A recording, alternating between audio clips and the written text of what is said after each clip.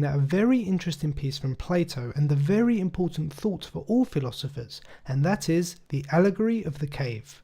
Plato asks us to imagine a group of prisoners trapped in an underground cave. These prisoners have been there since birth. They have lived their whole lives in this underground cave with their legs and necks chained so they cannot move. Behind them there is a fire burning.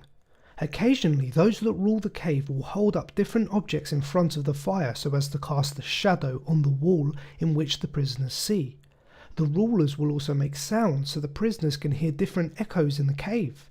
They are the puppet masters. They control the prisoners' perception. Well, as the prisoners have been there from birth, they do not know any different. All they have ever seen their whole lives are these shadows. They think this is what life is. The shadows and the echoes are their reality. Over time they come to recognize the shadows and attach names to them. They even have competitions with each other over who can guess which shadow will turn up next, and give each other honors and praises for the one who can guess the best. As far as they are concerned, this is life. However, one day one of the prisoners gets loose. His chains break off his legs and neck. He then stands up for the first time. He looks around, confused by this. He then begins to walk. Looking around, he sees the fire, the first time he has ever perceived such a thing. He also sees the puppets next to the fire. He even recognizes some of the puppets from the shadows he had seen. And now he has realized the shadows must have come from the puppet. And in fact, it is this puppet that is the greater reality. The prisoner then carries on walking and walks out of the cave.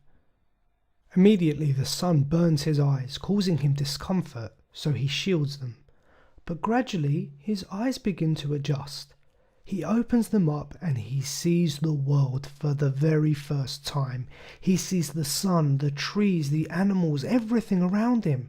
He realizes that up until now he did not know what the true reality was. The shadows were just images of the greater reality. There is so much more to life than what he had been perceiving. Now the freed man is having a great time and is so thankful he has seen the truth and the real world. But he then remembers the other prisoners, the people that he had spent his whole life with. He pities them as they are just ignorant of the real world, ignorant of the truth. After all, there is a greater reality than that in which they perceive. So, the freed prisoner returns to the cave in order to enlighten his friends, but they just cannot understand what he's saying. He tries to explain to them of the greater reality, but they cannot begin to comprehend. This is the only life that they know, and they cannot understand anything else. They then notice the freed prisoner's eyes have changed from being exposed to the sun, and because of this he struggles with seeing and guessing the shadows. They laugh at him and all agree that leaving the cave is a waste of time. They then threaten to kill anyone else who dares leave the cave.